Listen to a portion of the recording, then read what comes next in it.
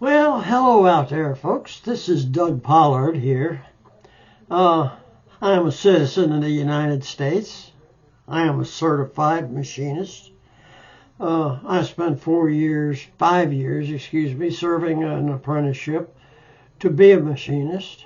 And at the same time, Bethlehem Steel Company gave me the rest of my high school education as I started to work at the shop at 15 years old, so I had not yet completed my high school degree. Now,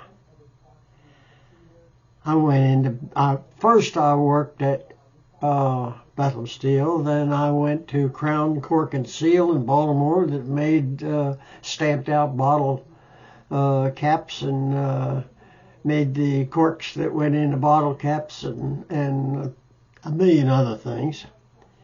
And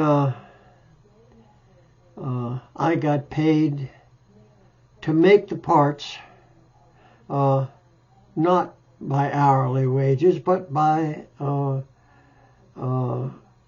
having completed so many parts and so many at such and such a cost.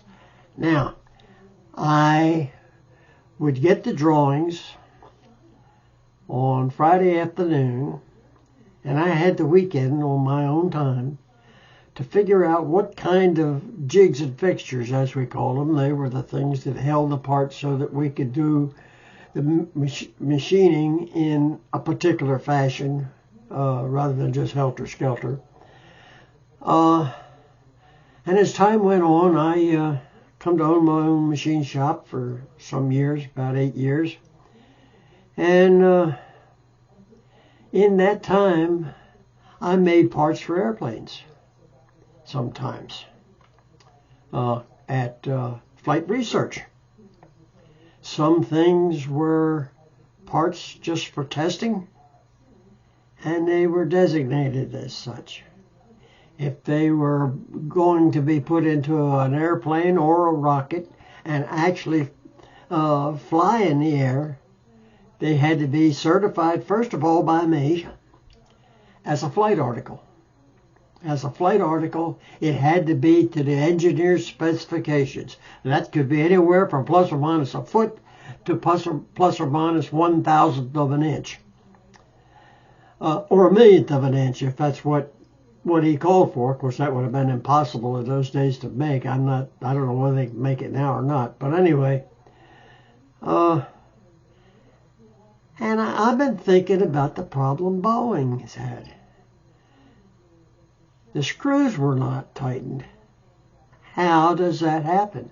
Do they not have certified people assembling those certified parts made by certified people? Or do they just hire a guy off the street?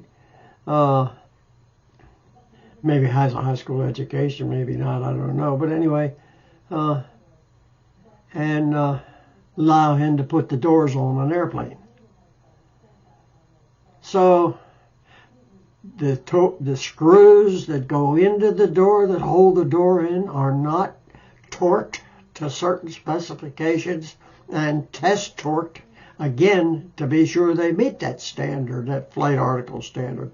We're building airplanes with parts that are flight tested, flight article tested, and we're not flight article testing the assembly of the airplane. How does anything not be put together properly, or screws tightened enough, or rivets riveted fully, or if there's any welding welded properly? And all of that stuff has to be, I think, or should be, flight article tested. So how does that happen? I have parts that I've made that they ran tests with on Mars. The first Viking Mars lander landed a thing that I built, and it scooped up dirt and put it into a tank with certain chemicals, and the results sent back to the world to show that there has been life on Mars or there is now life on Mars. And all of that had to be certified. Somebody somewhere is screwing up. If they're either lying about the certification or the engineering is not good, there's something wrong there. And they can say whatever they want about Boeing's great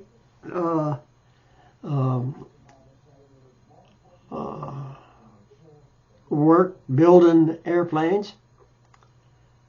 But if they're not certified, it's just a bunch of junk shot into the air that might fall down, might fall into the ocean, might fall on top of New York or Baltimore City.